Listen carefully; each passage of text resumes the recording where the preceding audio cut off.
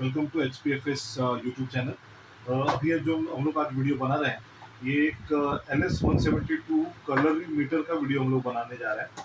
तो ये LS172 जो कलरीमीटर है, इसकी जो ज्योमेट्री है ये 45/O है, जैसे कि हम लोगों ने पहले वाले वीडियोस में देखा होगा। इसमें हम लोगों ने 171 या 173B का वीडियो बनाया था, जो D/8 ज्योमेट्री से है। तो दोस्तों, ये D/8 ज्योमेट्री और 45/O ज्योमेट्री में बेसिक फर्क क्या है वो आपको बताऊंगा कि आपको ये कौन सा कलरीमीटर, आपको कौन से एंगल का कलरीमीटर आपके एप्लीकेशन के लिए चूज करना है, इसके बारे में मैं थोड़ा सा बताऊंगा। तो जैसे कि आप देखेंगे यहाँ पे मैंने लिखा हुआ है एक कि हाउ टू चूज D/8 और 45/O। तो जैसे difference between D/8 and 45/O जो है वो लाइटनिंग मेथड का डिफरेंस होता है ज्योमेट्रिकल। ठीक है, जो 45/O है ये ऑप्टिकल पाथ होता है erected to surface of the material and angle of 45 degree, मतलब कि 45 डिग्री एंगल से इसका लाइट रिफ्लेक्शन होके सीधा 0 डिग्री में, मतलब स्ट्रेट में ये रिसीव करता है।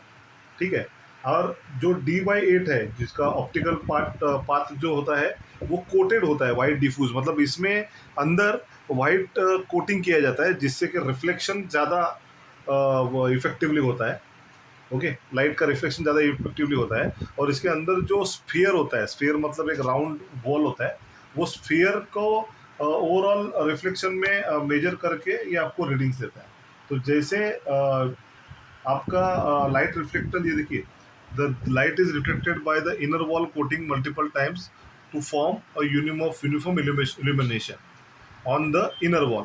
अब ये uniform illumination on the inner wall, ये यूनिफॉर्म क्यों करना है? क्योंकि D/8 जो है ये पर्टिकुलर टेक्सचर्ड पार्ट जो होते हैं या ग्रेटिंग पार्ट जो होते हैं जिसमें पोर्स है, एक रफनेस है, ऐसे पार्ट्स के लिए यूज़ किया जाता है। तो जब भी इसकी लाइट रिफ्लेक्ट करती है तो ये आपको यूनिफॉर्मिटी करने के लिए इस वाइट ग्लोब का इस्तेमाल करता है, जो इनर सरफेस पे वाइट कोटिंग किया हुआ है उस पर ये यूनिफॉर्म करके रीडिंग देता है। तो वो जो एंगल आता है वो डिफ्यूज करता है वाइट वॉल पे, और 8 डिग्री एंगल में वो रीडिंग देता है।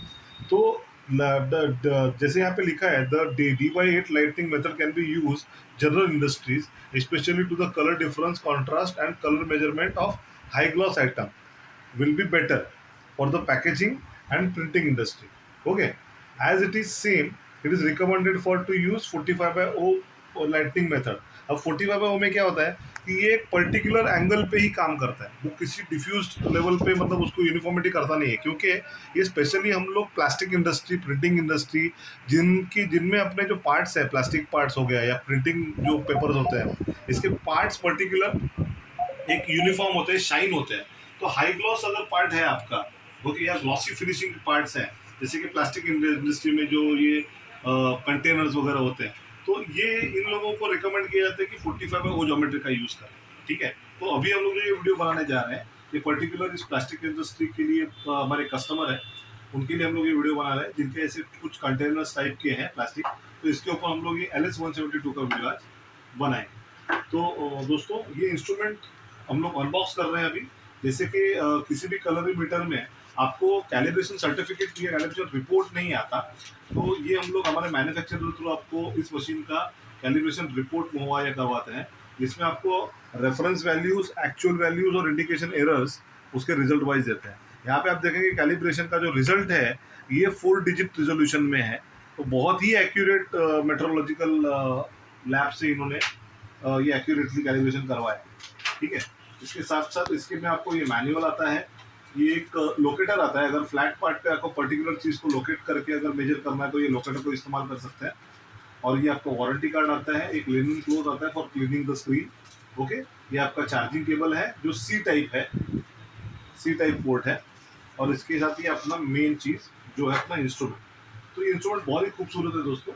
इसमें आप देखेंगे ये इंस्ट्रूमेंट बहुत स्लीक साइज है, बहुत हैंडी है, पकड़ने, मतलब हाथ में पकड़ के उसको यूज़ करने में बहुत आसान हो जाता है। और ये जो पैनल आपको दिख रहा है ये पूरा का पूरा टच स्क्रीन पैनल है। इसमें आपको चार्जिंग पोर्ट दिया हुआ है सी टाइप। अब इसको मैं ऑन करता हूँ, तो जैसे मैं इसको ऑन करूँगा, देखिए ये आपको LED का ग्लोब दिखाएगा और पहले स्क्रीन आपको आएगा कैलिब्रेशन, मतलब कि इंस्ट्रूमेंट जब भी आप ओपन करेंगे तो it will ask you for calibration. Okay, अब इसमें आपको ये जो आइकॉन दिख रहा है, यहाँ पे दिखा रहा है कि आपको ये इंस्ट्रूमेंट को कैलिब्रेट करना है। तो क्या करना है, तो ये एरो टू एरो मैच करना है आपको। जैसे कि यहाँ पे एरो दिया हुआ है, तो ये मैं घुमाऊंगा, इसको ट्विस्ट करूंगा तो ये खुल जाता है। तो इसमें जो वाइट टाइल है, ओके, इस वाइट टाइल को जस्ट अटैच करके ये घुमा देना है आपको, तो ये कैलिब्रेशन के लिए आ जाएगा। अभी देखिए यहाँ पे ये ज्योमेट्री है अपना 45/O का, ठीक है। मेरे जो दूसरा वाला वीडियो है 171, उसमें मैंने ज्योमेट्री दिखाया है आपको, जिसमें आपको वो D/8 का ज्योमेट्री दिख जाएगा। तो ये प्लास्टिक इंडस्ट्री है के लिए वीडियो हम लोग बना रहे हैं, तो इसको हम लोग 45/O में बना रहे हैं। तो इसको मैंने मार्क कर दिया, कैलिब्रेट कर दिया, ये कैलिब्रेट हो गया, ठीक है। अब कैलिब्रेट होने के बाद जस्ट मैं एक बार रीडिंग ले लूँगा, तो ये अबाउट 90% का रीडिंग आएगा एल में, क्योंकि वाइटनेस है। तो कलर रीडर्स में या स्पेक्ट्रोफोटोमीटर्स में ये जो रीडिंग है एल का, ये अबाउट 90 होता है, तो वो यहाँ पे आ रहा है, ठीक है। अभी हम लोग क्या करेंगे, इसको ओपन करेंगे, देखिए रिपीटेबिलिटी भी सेम है, स्कैम सैम्पल और इसका डेल्टा 0 आ रहा है, ठीक है, कोई फ़र्क नहीं। तो मैं इसको ओपन करता हूँ। Now we are using this with our containers. तो ये कंटेनर है, इसके ऊपर मैं इसको रख देता हूँ। सो आप देखेंगे ये स्कैन स्टैंडर्ड में दबाऊंगा तो यहाँ पे ये रीडिंग आ गया है, ठीक है। अब ये रीडिंग जो यहाँ पे ये कलर का स्वैच है, ये कलर का स्वैच बना दिया है इसने।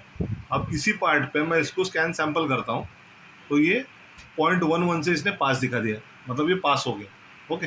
मैं दूसरे जगह पे वहीं पे रख देता हूँ, स्कैन सैंपल पास। देखिए यहाँ पे LABCH वैल्यूज़ दिखा रहे हैं स्टैंडर्ड के और ये सैंपल के, और इसमें जो डेल्टा आया है वो डेल्टा दिखा दिया। यहाँ पे देखिए डेल्टा E का सेटअप करता हूँ मैं अगर, तो यहाँ पे थ्रेशोल्ड मैंने 5 रखा है, उसको मैं कम करके 1 कर देता हूँ, तो मेरे रिजल्ट जो आएंगे वो 1 डेल्टा के हिसाब से आएगा। तो यहाँ पे देखेंगे आप, मेरा अभी डेल्टा 0.23 है, तो पास है। मैं इस कंटेनर को घुमा देता हूँ, तो यहाँ पे अलग टाइप में ये आप देखेंगे स्कैन सैंपल, तो यहाँ पे भी ये 16 है, तो ये पास दिखा रहा है ना, पास।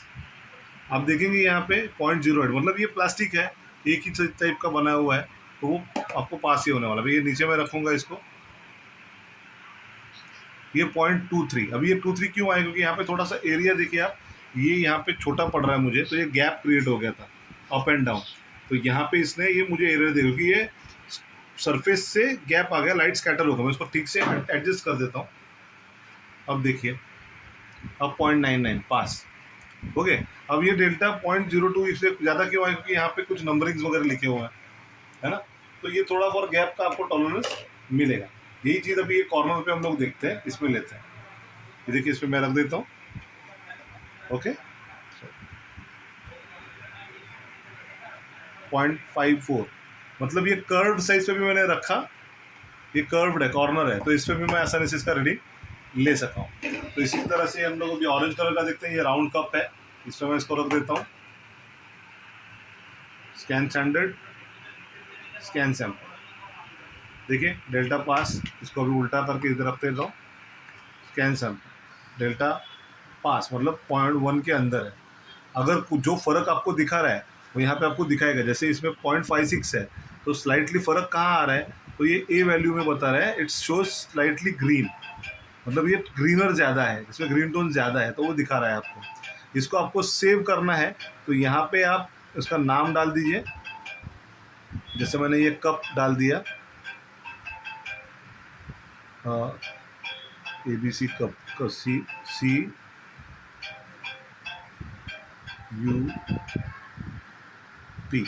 सेव, तो ये सेव हो गया। अब अगर ये सेव स्टैंडर्ड मैंने कर दिया, तो यहाँ पे एज अ स्टैंडर्ड सेव करूँगा। अभी तो मैंने इसको सिर्फ डेटा करके सेव किया, अभी ये सेव स्टैंडर्ड करूँगा तो स्टैंडर्ड का नाम देके सेव कर सकता हूँ। यहाँ पे मुझे अगर पता है कि मुझे स्टैंडर्ड ऐड करना है, तो मैं ऐड स्टैंडर्ड करूँगा, और यहाँ से जो भी मेरे सेव होंगे स्टैंडर्ड, मैंने अभी स्टैंडर्ड कोई सेव नहीं किया है, बस सेव स्टैंडर्ड करता हूँ इसको, तो ये कप सेव।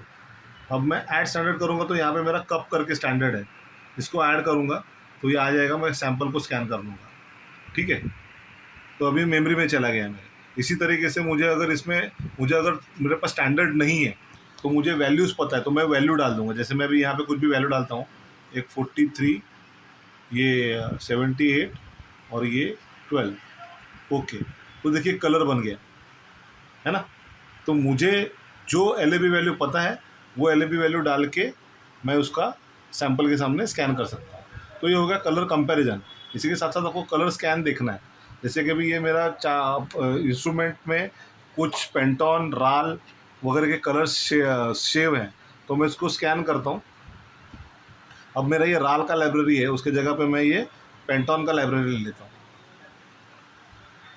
तो पेंटोन के लाइब्रेरी में ये ऑरेंज कलर कहाँ पे है, पेंटोन 2024 के नज़दीक है, 4012 के, और उसका डेल्टा कितना है मेरे इस कलर से पेंटोन लाइब्रेरी से, वो भी दिखा देता है यहाँ। तो इस तरीके की सेटिंग्स आप ये कर सकते हैं। यहाँ पे CMYK करेंगे तो आपको ये CMYK फॉर्मेट पे बता देगा, है ना। यहाँ पे आप LCH करेंगे, आपको LCH फॉर्मेट बता देगा। यहाँ पे आप RGB करेंगे, आपको RGB फॉर्मेट बता देगा। इसी की तरह से आपको LUV, हैक्स, ये सारे फॉर्मेट्स यहाँ पे अवेलेबल है। तो this is how you can use. यहाँ पे माई कलर्स करके लाइब्रेरी है, तो अपनी 1000 कलर्स की लाइब्रेरी इसमें बना सकते हैं। और कैलिब्रेशन का तरीका मैंने आपको बता ही दिया है। कंपेयर हिस्ट्री में जाएंगे तो हमने जो हिस्ट्री को कंपेयर किया था वो आपको दिखेगी, स्टैंडर्ड सैंपल, हमने लास्ट कंपेरिजन क्या किया था, जो मैंने सेव किया था। तो इस तरीके से 1000 मेमोरीज का डेटा आप इसमें स्टोरेज कर सकते हैं। इस डिवाइस में कोई एक्सपोर्ट या फिर कंप्यूटर आउटपुट का फैसिलिटी है नहीं, लेकिन ये डिवाइस का नंबर है 172, मतलब LS172। अगर इसमें आप LS172B मॉडल ऑर्डर करते हैं तो इसके साथ आपको ब्लूटूथ कनेक्टिविटी और आपका कंप्यूटर कनेक्टिविटी का ऑप्शन मिलेगा, जिससे आप एप्पल मोबाइल या एंड्रॉयड मोबाइल में इसका ऐप है हमारा प्ले स्टोर पे अवेलेबल, उसमें देख सकते हैं, या तो कंप्यूटर पे कनेक्ट करके आप इसका रिपोर्ट्स निकाल सकते हैं। तो इस तरीके से आप ये LS172 का मॉडल अपने प्लास्टिक पार्ट्स के लिए या फिर जो हाई ग्लॉस फिनिश पार्ट्स है प्रिंटिंग वगैरह उसके लिए इस्तेमाल कर सकते हैं। इसके बारे में आपको और कुछ जानकारी चाहिए तो हमारे HPFS के वेबसाइट पे विजिट कीजिए। Our website is hpfsindia.com and our email ID is sales@hpfsinstruments.com। इसके ज़्यादा आपको अगर हमारे उनको कांटेक्ट करना है तो you can contact us on 08956388412131 in numbers पे आप कॉल कर सकते हैं। Thank you for watching video. Thank you very much.